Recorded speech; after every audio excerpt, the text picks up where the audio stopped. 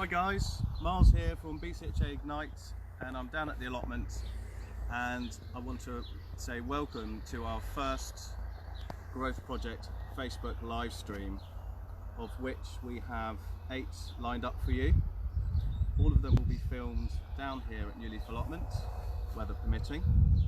Today we're looking at fruit and vegetable growing, but some of the other sessions range from art and relaxation, mindfulness, wildlife conservation, building resilience.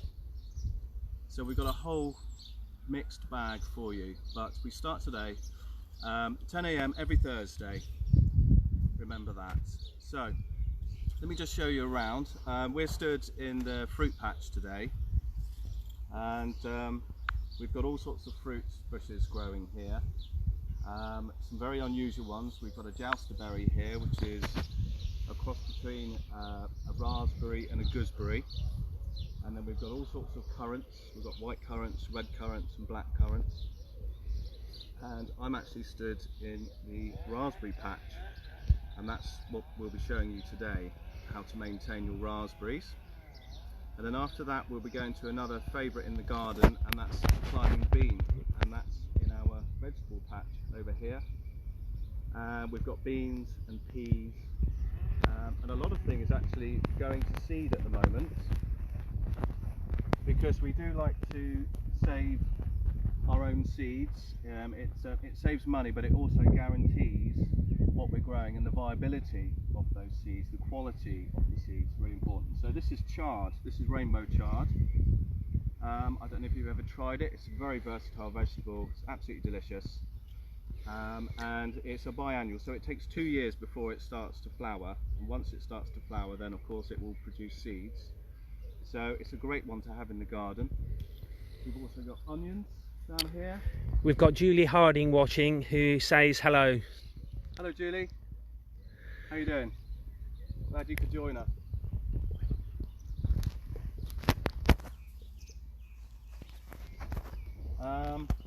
What have we got here? We've got some onions which are going to seed. So they'll produce beautiful round flowers, and the insects absolutely love onions, and they're normally on the sort of blue spectrum of colour. Onions, leeks, garlic, whenever they flower they always produce a blue orb. They're absolutely stunning. So we always leave some of our vegetables to go to seed. The yellow flower here, this is actually a wild flower, this one. This is wild mustard. Interestingly, it's in the same family as this plant. Now this was purple sprouting, and this is going to seed. It's got these lovely flowers, and again, one of our passions at New Leaf Allotment is wildlife.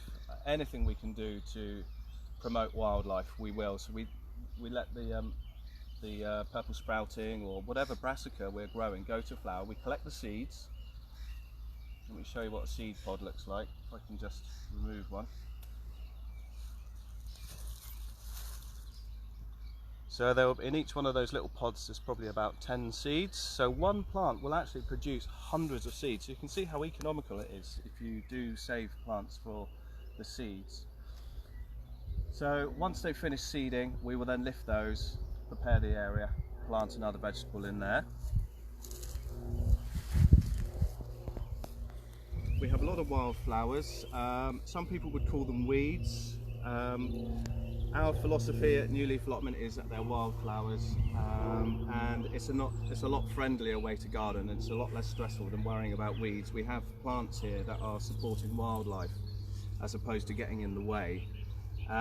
The definition of a weed is any plant growing where you don't want it. So that could be your prize rose.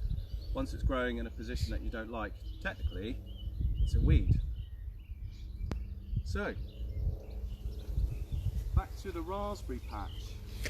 Just to say along the way, if anyone's got any questions that you want to ask Miles, please do ask them. There is a bit of a lag between you asking questions and us seeing them, so we will get to them. We've just ask as you find them. Ask away. So this is our raspberry patch. Raspberries are a great fruit to grow. Not only are they delicious, they're also packed in vitamin C and iron, nutritious minerals. They're really easy to grow, raspberries. The reason why they're slightly more expensive in the shops than other fruiting berries is because they don't ripen once they've been picked, so they're hard to transport.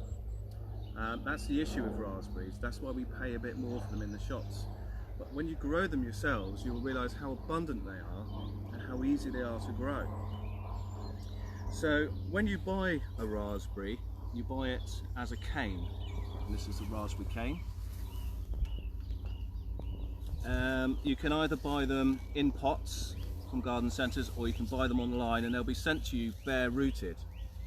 And a bare rooted cane would look something like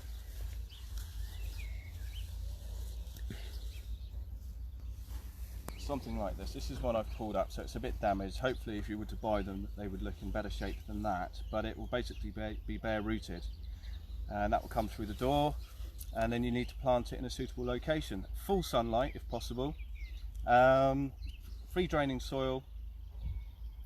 You can grow them in containers.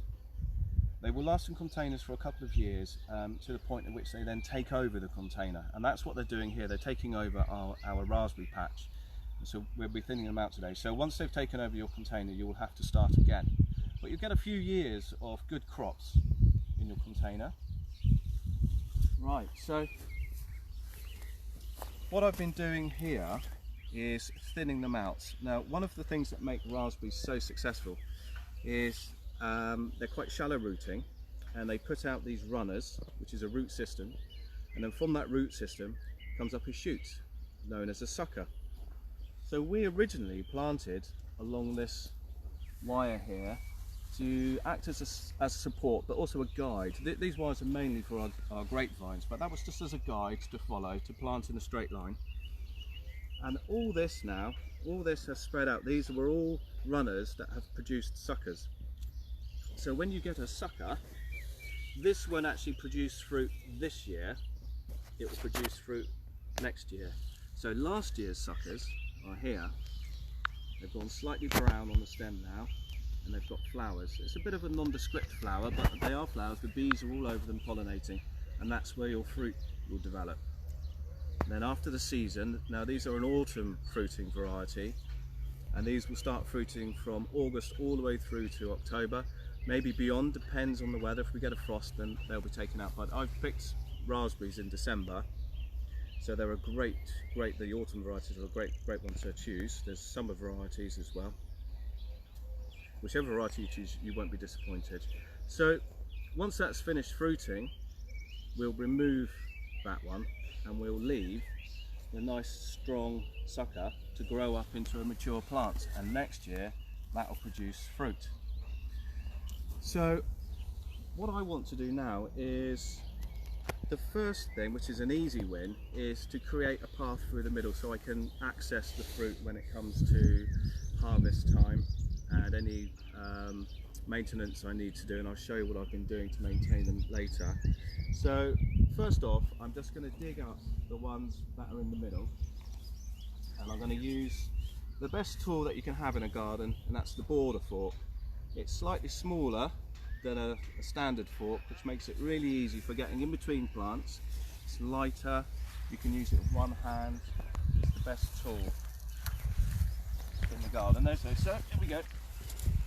I'm just going down. It's like I said, they're very light root, shallow rooting. I'm just going to lift it up like this. Just going to give it a pull. There we go. And there's our sucker. And there we go. And there's that one. Now these are very small, weedy suckers, so I'm not going to keep these ones. But any that are worth keeping, I'll put in a bucket of cold water. These ones will go on the compost heap. So I just want to create a good path through the middle here. Pull up these smaller suckers, they're not worth keeping. And there you can see, there's an example of the runner. So that's come from one of the larger plants, and they grow in all directions and they will take over, which is great because it means that you can then generate new plants from these. Again, this one's still a bit on the small side, so I won't keep it, but so that came off the parent plant, it sent a runner out, and then up came the sucker, and they will take over if you're not careful. So I've thinned this lot out. This was completely overgrown with suckers and last year's canes, and I've removed some of last year's. What you're trying to create is airflow in between the plants. It's a little bit cramped here, but I think it will be okay. You want the airflow because that will then prevent mold spores from building up. Humidity will attract spores of mold, and then your fruit will get damaged. So you want the airflow. With fruit, all fruiting plants do enjoy a nice airflow. So I'll move along. You will actually get a better crop if you do thin this out. That's quite a nice one. It's got quite a nice root system on there. I'm going to pop this in the bucket of water. They'll keep in there for a while. I'm going to leave that one there. That one's okay.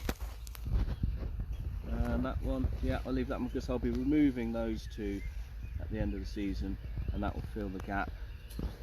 And I think these ones are okay here. I'm quite satisfied with that. Maybe that one can come out. I've got two there, very close. So I'm just going to remove. Actually, I'm going to remove that one, and you see here, there's two suckers right next to each other. There's three actually there. I'm going to remove the middle one, and then when they mature, these two will have a bit more airflow. That one's okay. That one's just standing there. I think it will be okay. I'll leave that there. It's not in the way. Miles, could these be grown in a pot? Yes, say if can. you've not got a garden. Yes, they can. And yes. you've perhaps got a balcony, or even could these Yes. be grown indoors? I don't know about indoors. I know they will grow in a pot, but like I say, they will put out the runners and then suckers. So the pot, over a couple of years, will get quite compact. So you have to be quite ruthless and thin it out, put some fresh soil in there, feed it with some compost, and yeah, they do really well in pots. There are smaller varieties as well. This is a medium-sized variety. This one's called Autumn Blush, but there's some smaller varieties that do really well in pots. There's many varieties of raspberries to choose from. Yeah, so if you haven't got a garden, a container of sorts will do. Right, so as we move along here, you can see it's quite dense, this area, and this isn't really suitable for the airflow, which then creates a lack of airflow, will increase the humidity, which then attracts fungal spores, and then you'll get mold. I can see there's a bit of a dead stem there, but the rest of that cane looks quite strong. Okay, so what I'm going to do, always remove dead parts because they could attract disease.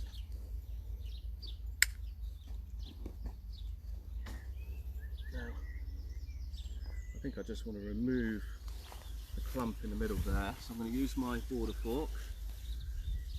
They're quite close together, these suckers, so what I might do is try and lift this one here, and I'll store it in the bucket, and then I can transplant it to increase our line of raspberries. But once you start growing raspberries, you'll have lots of fun. They're great plants. They just grow abundantly. They really do.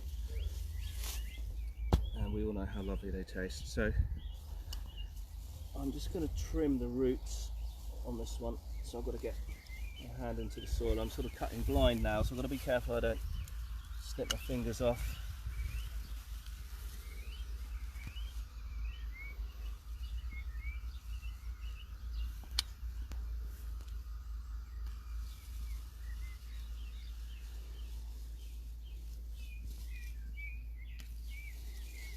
There. Oh, too. It's brilliant. There's a couple of smaller ones there. I think they will just come up like that. Lovely. So there we go. There's the suckers. There's actually a good example of last year's growth. So you can see where it's gone woodier. It's got these little prickles on it. They're not too dangerous. And this is this year's growth, the suckers. So they're a lot fleshier, softer, no flowers yet. But as this is an autumn fruiting variety, these will produce flowers in the autumn. Like I say, from August to November we'll be picking raspberries off this variety, an autumn variety. What I'm going to do then, pop these in the bucket, and then I'm going to transplant them a little later on. Now that one's in the way, so that's going to come up. And that's got quite an impressive root system. There's a great example of the root system there and the suckers coming up. Isn't that wonderful?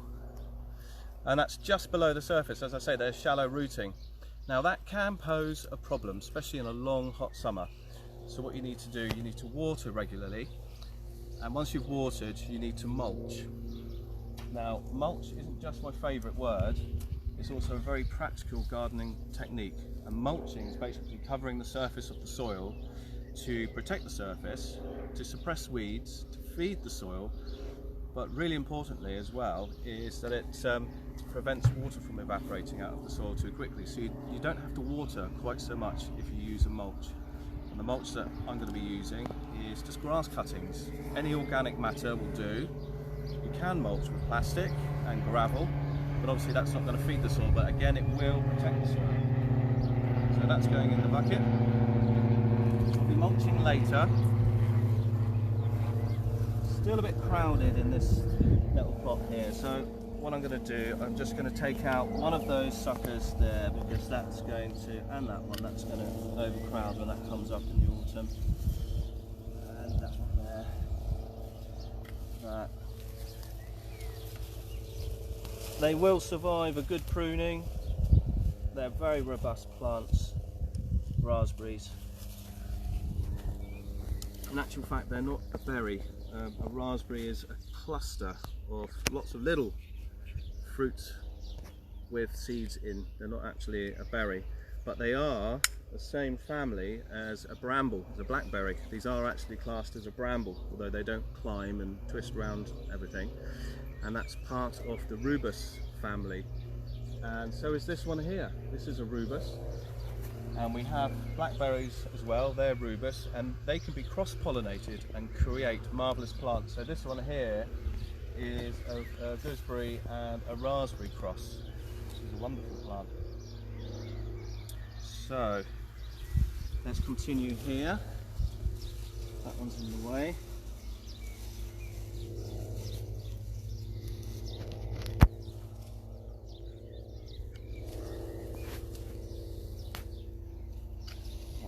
Come out, and that one, I think I can get some root with that one. Lovely.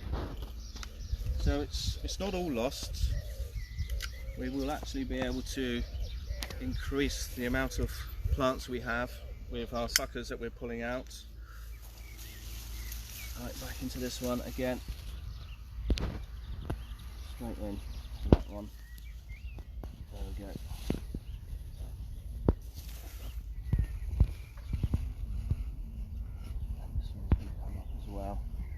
Going to loosen it with my border fork. That's the bucket.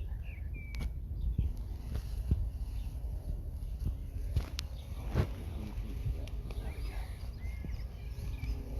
I just need to sever the roots on this one.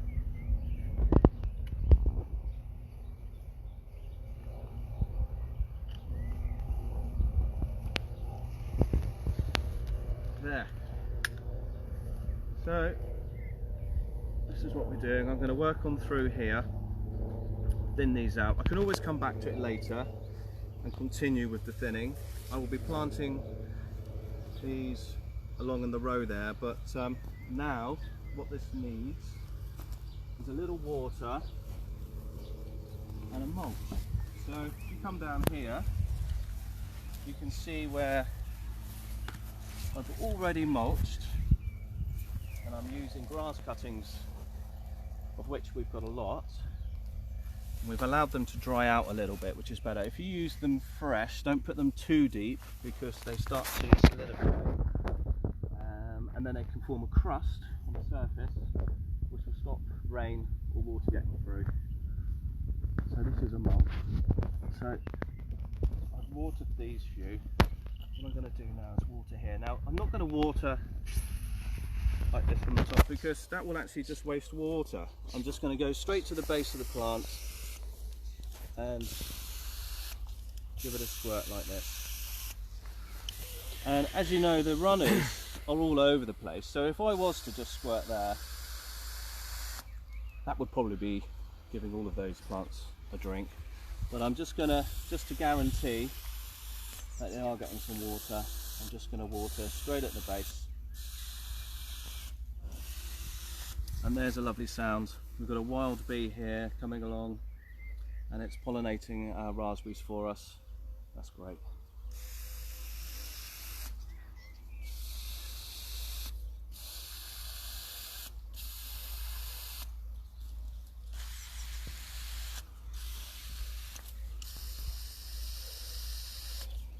Okay, so once you've watered... Miles, the mulch, would Yes.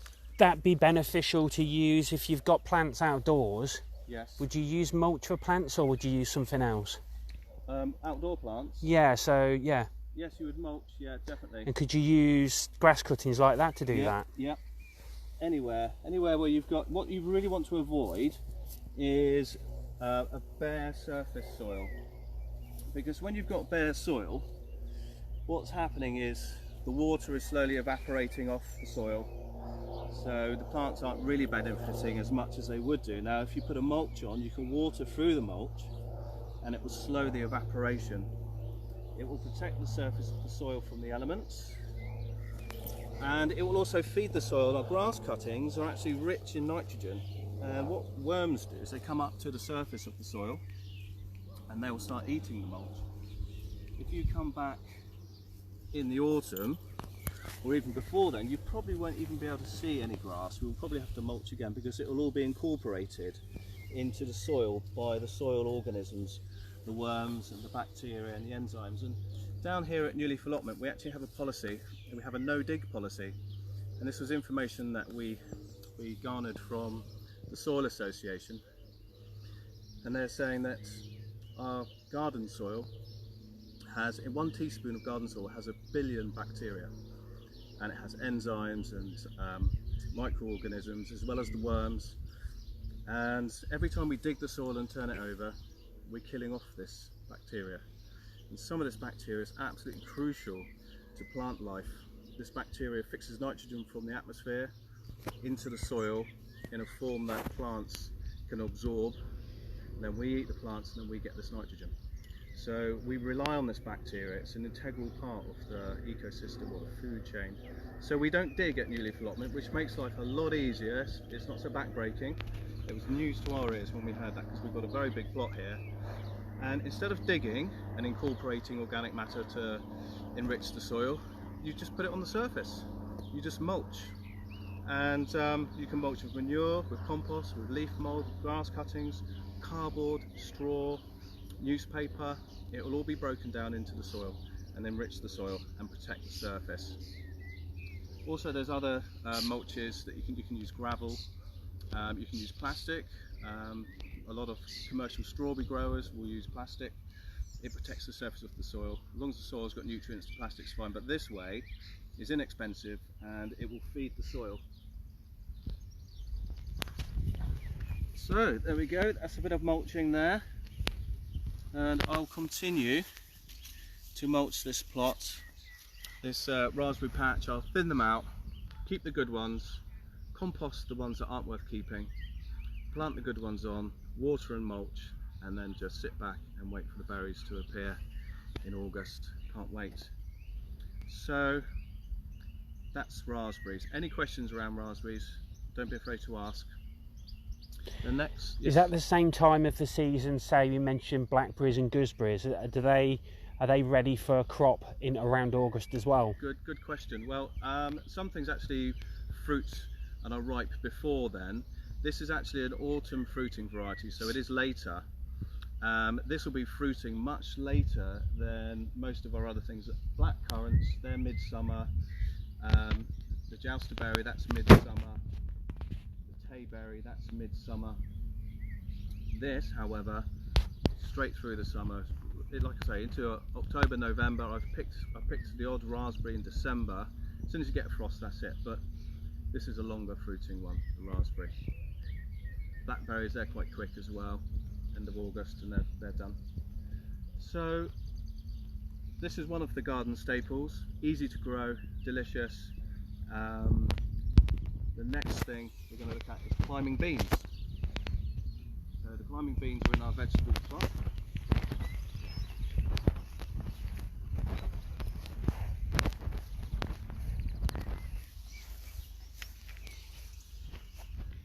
There are many varieties of climbing bean. There's obviously your runner beans. You may have heard of dwarf French beans. Now they're great to grow in a pot of dwarf French bean because they don't need to climb, they will just create a small bush about so big. And they're delicious, and lots of pods, clusters of pods. We've planted some runner beans on this system here, and we're using a traditional bamboo system for our beans. Now, I had just put in some runner beans last week, and then the temperature dropped. I should have trusted my instincts, but I looked on the forecast and it said it would be about 2 degrees lower. It dropped low enough to kill the beans and potato tops. However, the trick when you're planting beans, and we grow our beans into seedlings and then plant them, the trick is to put a couple of spare beans in with the seedling. So once the seedling is finished growing and you've harvested everything it's got to offer, hopefully you'll have another couple of beans that will climb up and you'll have an extended harvest. And that's the little trick. So I'm hoping, these have all been completely damaged. You can see here, that's not a good sound. There's a new leaf on this one. There's some new leaves coming up there. It did have a nice root ball, but these leaves here definitely a goner there, but there's some new growth there. It might bounce back. That would be good. That might bounce back. I did give them a good water. Maybe if I'd have mulched, I didn't get around to mulching, that would have helped.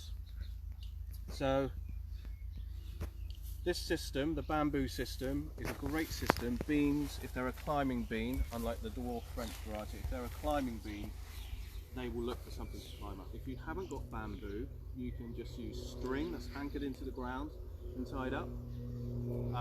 Trellis, anything that they can climb up, they will. And you can grow them in pots really successfully. And they're very easy to grow and delicious, obviously. So this is the classic runner bean that I'm growing in here. Oh, going back to the frame.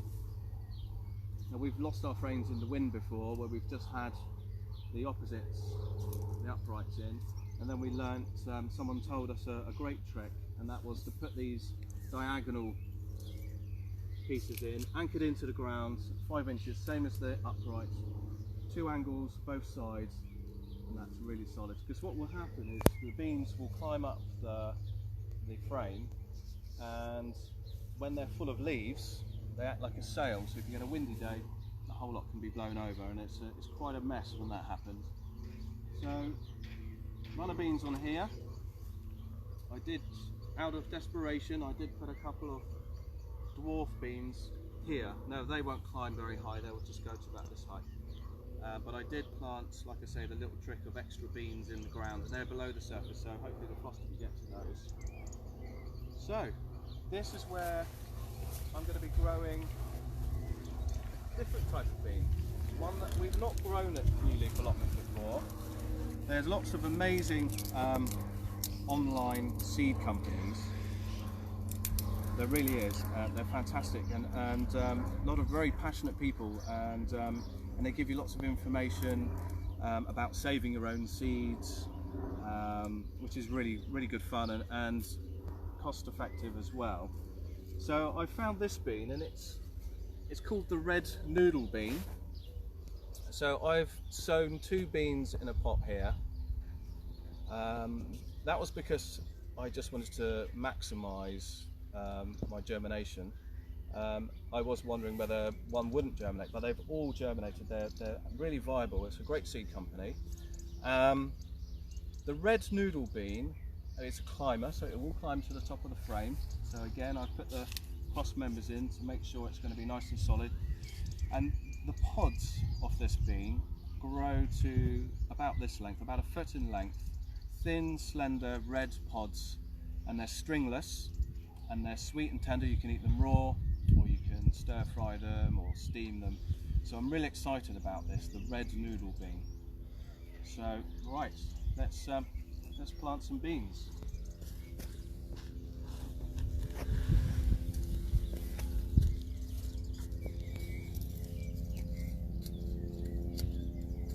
So these were grown indoors. These were germinated in our polytunnel about 3.5 weeks ago. I think they went in, and they've done really well. And then they've been sat outside just to acclimatise to the outside temperature for about a week, probably about 3 days now.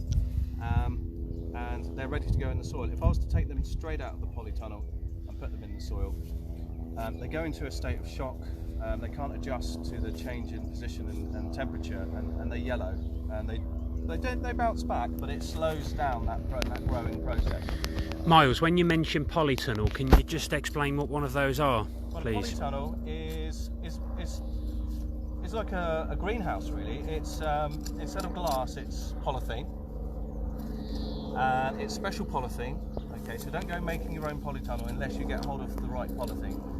The polythene is a one-way kind of UV filter, so it allows UV light in and slowly releases the UV, so it maximises the temperature within the polytunnel.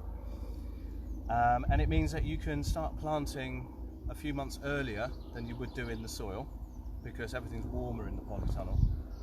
So that's what we do. We couldn't have planted these in the soil 3 weeks ago. They wouldn't have germinated, it would have been too cold. But in the polytunnel, in a pot, we get germination. So when the soil does warm up, around about this time of year, they can go straight in the soil, which gives us a head start. And as I said, then you can plant beans into the soil because it's warm enough, so it extends your harvest time. We've got several polytunnels. One of them, the skin was ripped off by a storm. I think it was Storm Dennis, so we've got to reskin that. They come in all shapes and sizes. Ours are quite big. You can get smaller ones. I'm sure you've seen the very small ones in garden centres, a bit like a polythene wardrobe with a zip. They're very good. Now, one word of warning, and this is what we've experienced, is that they can get so hot in the polytunnel that if you're not watering regularly, you can lose all your plants. They will literally evaporate in the heat. So it's really crucial to make sure that you're keeping an eye on the temperature in your polytunnel. They do get very hot. There comes a point actually in the summer, in the high summer, that we don't actually go in the polytunnels for long. There's not many plants in there. We're doing all the germination straight in the soil. The polytunnels are just too hot. Apart from our Mediterranean polytunnel, where we've got a peach tree, a fig tree, and some cactuses and some grapevines, they do really well in that environment. But most of the plants that we grow in the UK do not like the heat when it gets to that temperature. So I'm going to put, there's 2 there, so that's going to give us loads of beans up here. I'm going to pop that in. Oh, I dug the hole a bit deep, put some soil back in there. I'm going to put that there, and as I said, the little trick, and you can do this with all beans, is just to pop a couple of beans in with your seedlings. So I'm going to put 3 in there because one might not germinate and one might get eaten by a slug, and hopefully one will survive. They might all survive, in which case we'll have a glut of beans, and it's great to share. When you've got a glut, you can start sharing your produce with people. So I'm really excited to see what this red noodle bean performs. and see how it looks. I've seen pictures, obviously, and they look extraordinary. The beans are so long; it's like a bunch of beans that like red lengths of string, and they just look wonderful, and they're supposed to be delicious. So this is the first time that we've grown these down here. We normally grow runner beans and dwarf varieties. Some of the dwarf varieties, it is worth just double checking on the packet what size they grow to, because some say dwarf, but in actual fact they do climb to about 1.5 meters. So it is always worth reading the instructions when you buy seeds, what size. You've got to think ahead how big that plant is going to grow to.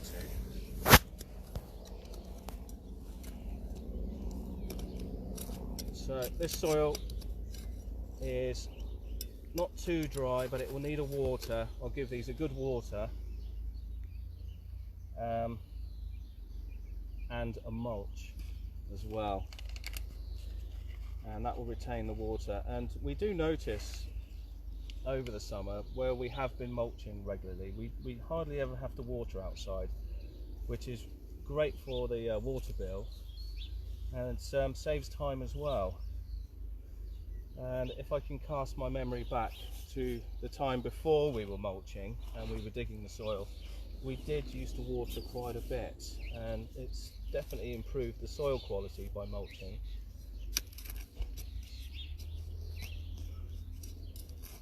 We have clay soil down here at Leaf Allotment, so the mulching has really improved the quality of the soil. It makes it a lot easier to garden. Clay is very heavy, slow draining, it's slow to warm up as well, unlike sandy soil. So you can see with this soil, it's not clay at all. It's got a nice friable texture, it's got a lot of humus, which is the word to describe the fibre that's broken down into small particles, and those small particles then provide nutrients and water retention and drainage, which is vitally important for your plants. Good drainage.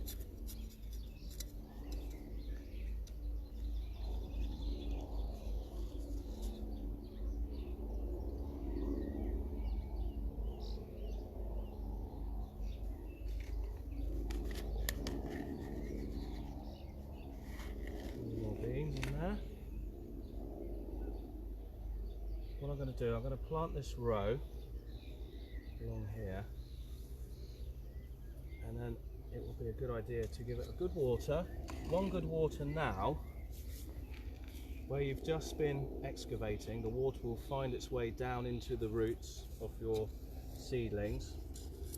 One good water now will ensure they survive, and if you mulch as well, you won't have to water for a little while. Obviously, if we have a long dry period, keep an eye on your plants, but mulching will be a way to protect them from drying out.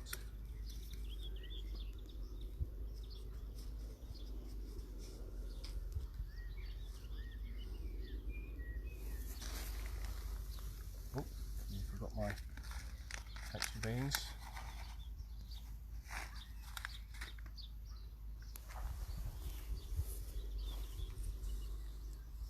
Now with beans, all beans, including peas, they're part of a family called legumes. Now, or that's the genus, sorry, legumes.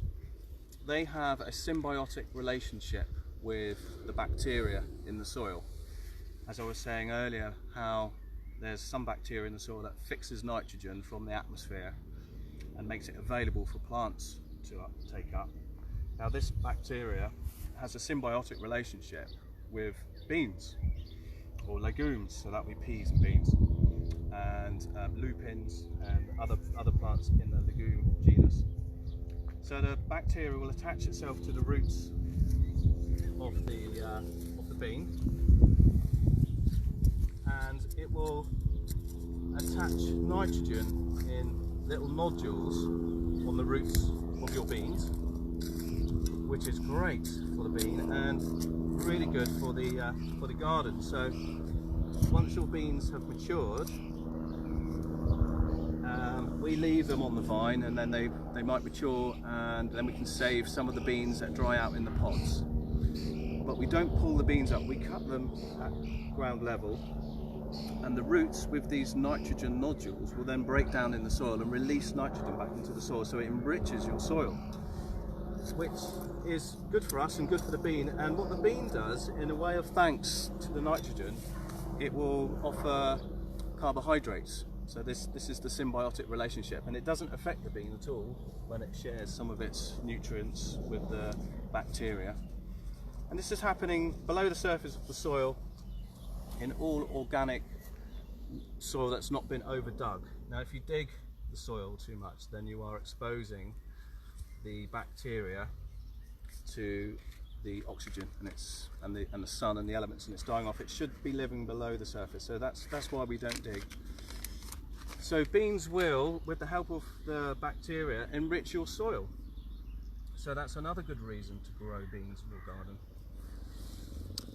Owen's watching, he says hello. Hi Owen. Right, so I'll give these a good water.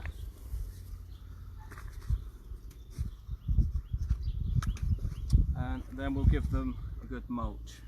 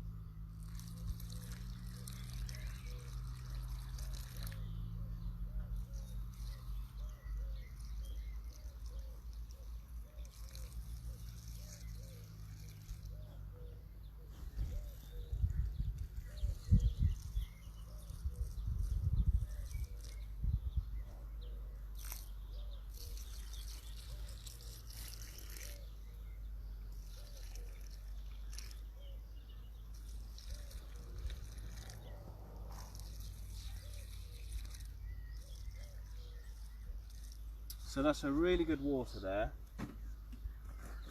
and that will guarantee that the roots have something to drink on, and they can then expand into the soil around them. We'll give it a mulch now so we don't lose any evaporation.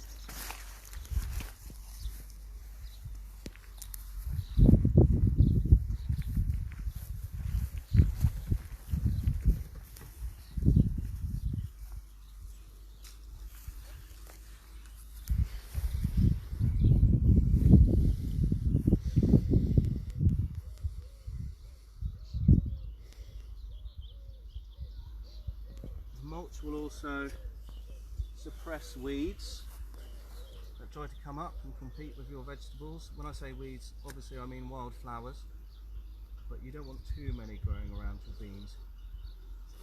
Miles, Owen's asked, what does mulch consist of? Mulch could be, to mulch, the technical term for mulching is covering the surface of the soil to protect it from the elements. If you use an organic mulch, so we're using grass cuttings, you can use leaf mould, compost, manure, straw.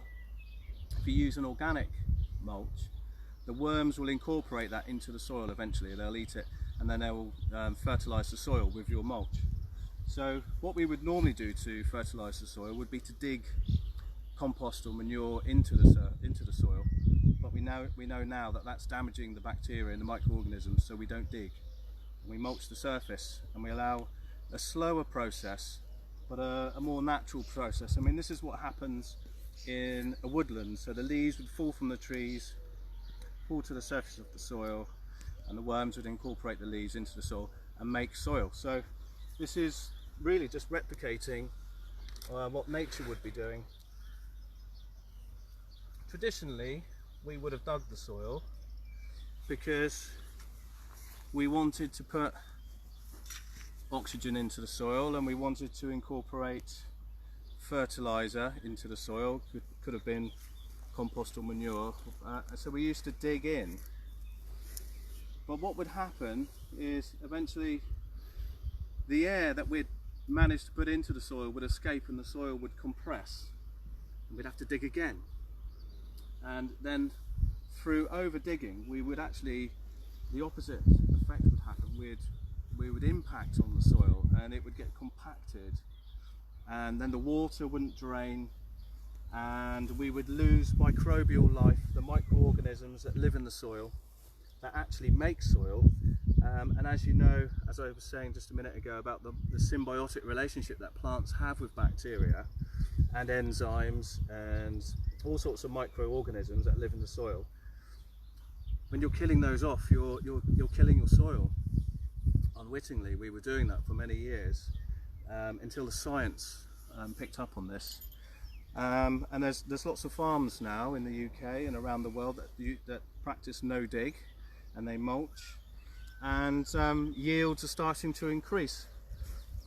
The conventional form of gardening or farming, tilling the soil, ploughing and fertilising it with artificial fertilisers, they can see now that some of their yields are dropping. Not all of them, but some of them are.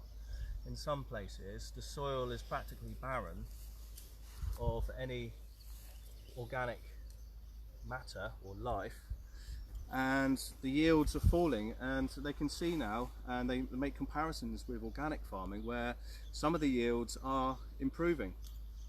But it's a very technical thing, farming. It's wonderful. We benefit from, you know, fantastic farming practices, and I think eventually we will have a merger, if you like, of organic farming and conventional farming coming together to produce wonderful crops. I mean, we're so lucky to have such wonderful crops in our shops that we can just go and buy. Right, I think I'm going to mulch over here as well. Just run these two beans just for now.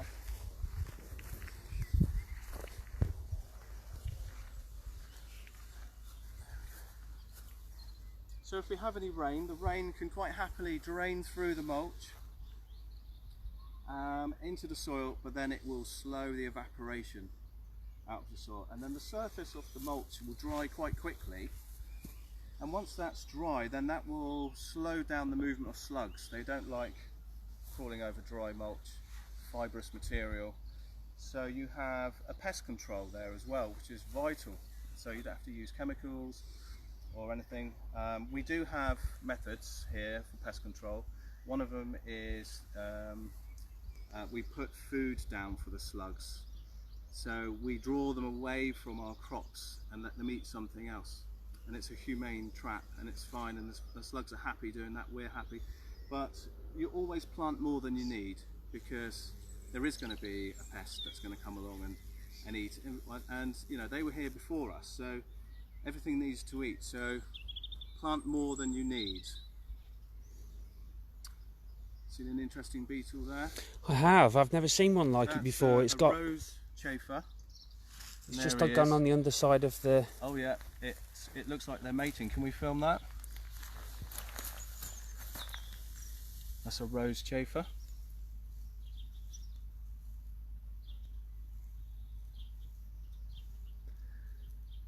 Never seen one of those before. Yeah, they're amazing. There's another green metallic beetle. If we had one of those on our allotment, we would have a preservation order, and because they're so rare, the rose chafer isn't quite so rare, but they were flying around. They've been flying around all week. The temperature must be just right for them, and you quite often see the birds very skillfully catching them in the air. I've definitely been seeing new species of insects and birds that I've never seen in these parts before, Miles. Yeah, I don't know if that be because of lockdown and the air quality improving, or that's what I've read. It must be the case. It must be the case, I think. Yeah. Right. I think it's partly that and partly people slowing down and noticing things more. Noticing, yeah. We're given the time to take in our surroundings, aren't we? Yeah. Yeah. We're very lucky here at New Leaf because, like I say, we allow plants to flower. We have lots of insects. We have lots of birds. It's a real wildlife haven. It's fantastic. So I'm going to conclude today's session As I said earlier, we've got 8 sessions lined up for the growth projects. The next session is with Erwin, building resilience. Confidence building. Confidence building, sorry, with Erwin. We've got art and relaxation with Stuart. We've got mindfulness with Mark. And I'll be doing some more gardening and some wildlife conservation. So tune in every Thursday, 10 o'clock, and I'll say goodbye for now. Bye.